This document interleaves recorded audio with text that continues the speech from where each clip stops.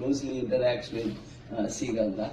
So we look forward to his guidance, his experience. And I also welcome all the distinguished panelists. We have a very long panel. Actually, it is more a house, I would call it, right? So over a period of time, we have discussed number of issues.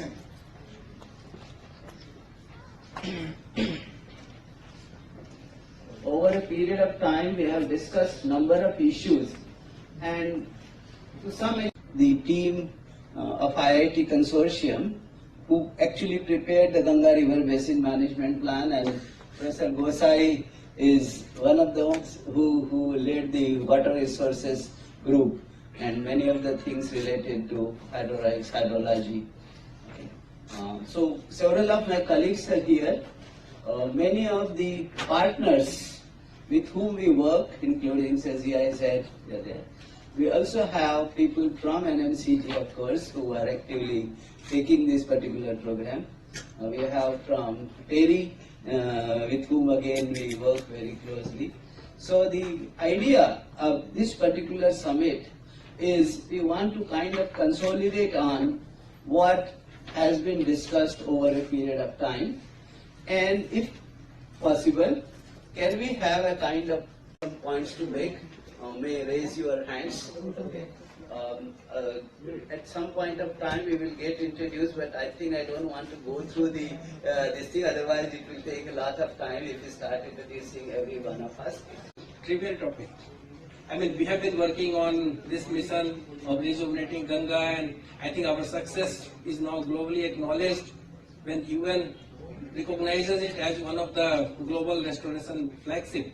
So I think, so you may ask why we are meeting. I mean, are we restarting our journey? In some way, yes.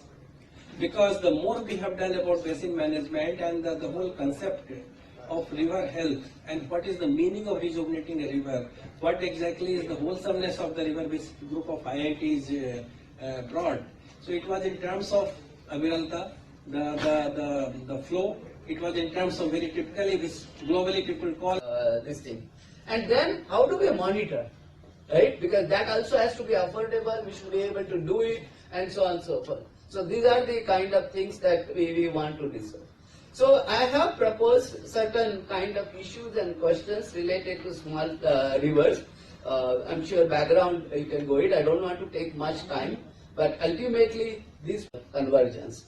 So the first question, or if I can say, is the first resolution that I want to put before this house is whether river restoration and conservation, which we call it in short RRC, should be at a higher pedestal in comparison to other socio-economic development programs, right? And how do you compare with a country like Netherlands, which is one of the largest producers of hydroponic foods in the world, right? So these are things which I'm just, not only for you, but also for the audience.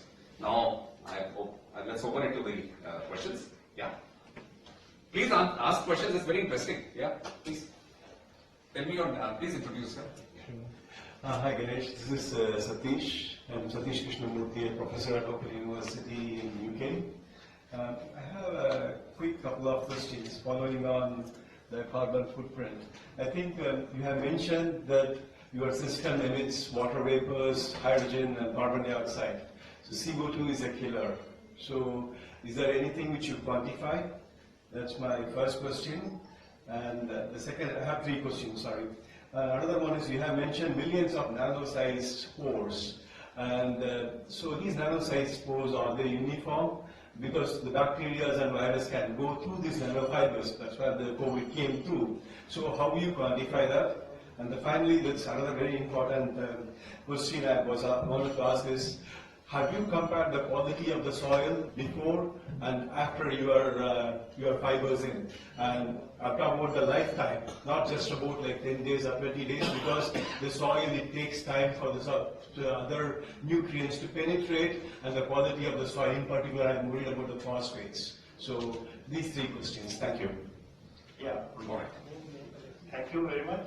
The first question was the CO2 which we are using in this system, in the product. Basically, this is 100% recyclable, and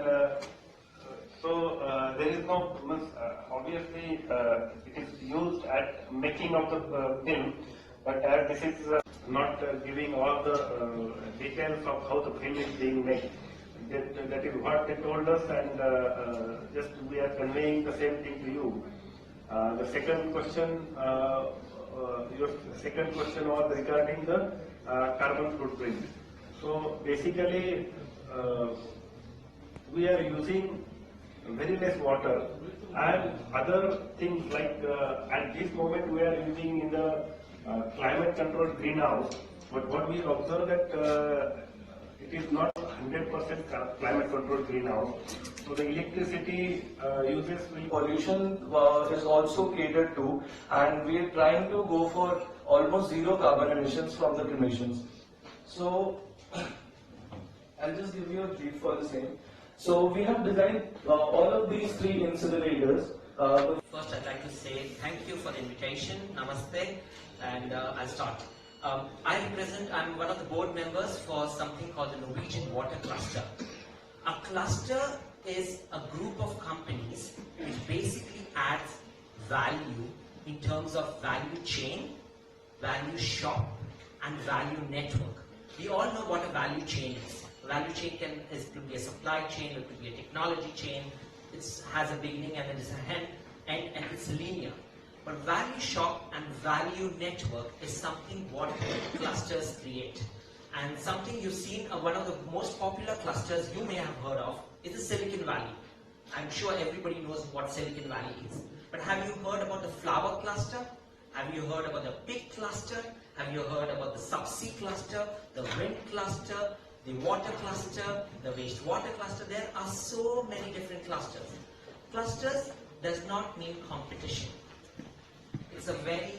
It has its own dynamics in how things function. And I'm sure India will progress towards making a lot more clusters in the near future.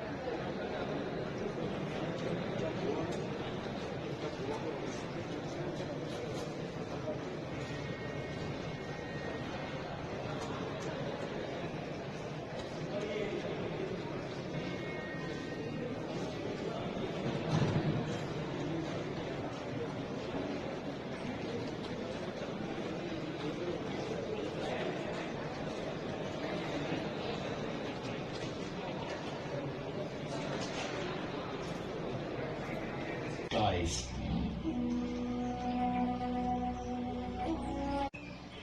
10,000 square kilometers across India and Bangladesh, the largest contiguous mangrove forest on the planet,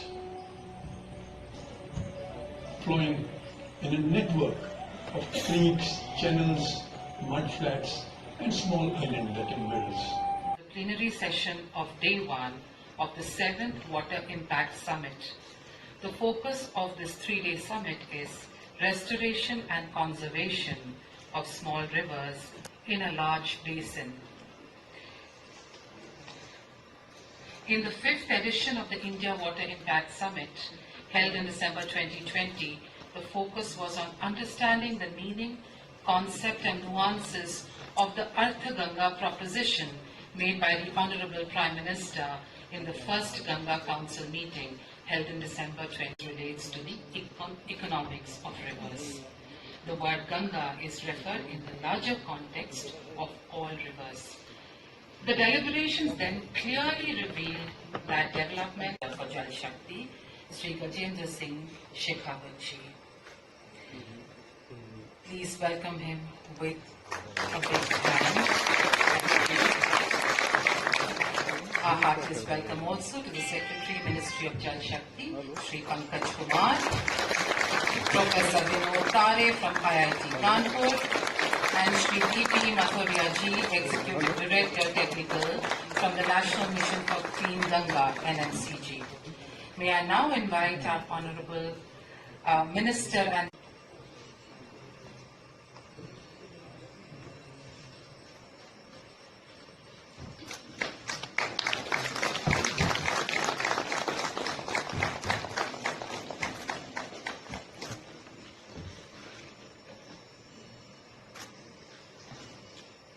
water is the essence, it is the lifeline of all of it.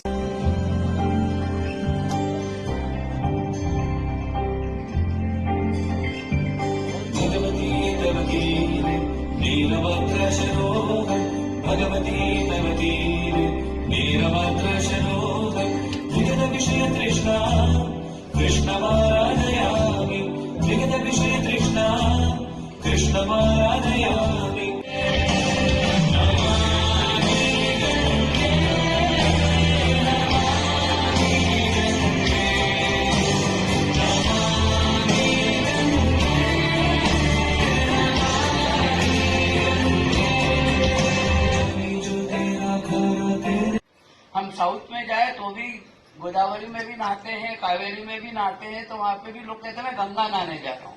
Narmada में नहाते हैं तो भी हम कहते हैं हर हर गंगे। तो गंगा का मतलब हमारे लिए सभी छोटी बड़ी नदियां हैं, और इसीलिए हम जब गंगा की बात करते हैं, जो भी चीज गंगा में मिल जाती है वो गंगा हो जाती है। और यही हमारे इसका भी है, जो भी है गंगा जल होता है, हम गंगा जल में कोई दूध मिलाते हैं तो गंगा हो जाती है। तो उस दृष्टि से हम गंगा को देखते हैं। तो छोटी नदियों पे हमको काम करना है, और इस बार उत्तर प्रदेश ने बहुत बड़ा मिशन शुरू किया है कि छोटी छोटी सभी नदियां जो है उसको हमको करना है। जी गंगा के संयुक्त तत्वावधान में आयोजित की जा रही है। उसके तकनीकी रूप से उद्घाटन सत्र, हालांकि ये भी आजकल सेमिनार्स और कॉन्फ्रेंसेस के साथ में अतिथियों की व्यस्तता को लेकर के एक नई चुनौती बन रही है कि सेमिनार सुबह शुरू होती है और दोपहर में उसका उद्घाटन सत्र होता है। सामने खड़ी चुनौतियों पर चर्चा करना, मानव के भविष्य पर चर्चा करने और मानव के भविष्य के सामने खड़े संकट और चुनौतियों के ऊपर चर्चा करने के बराबर है।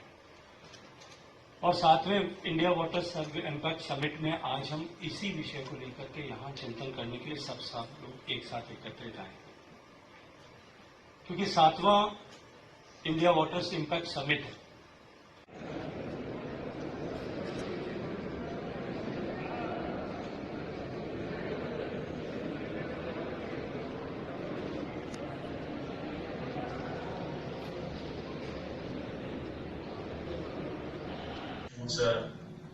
Desalination. So the two lines here show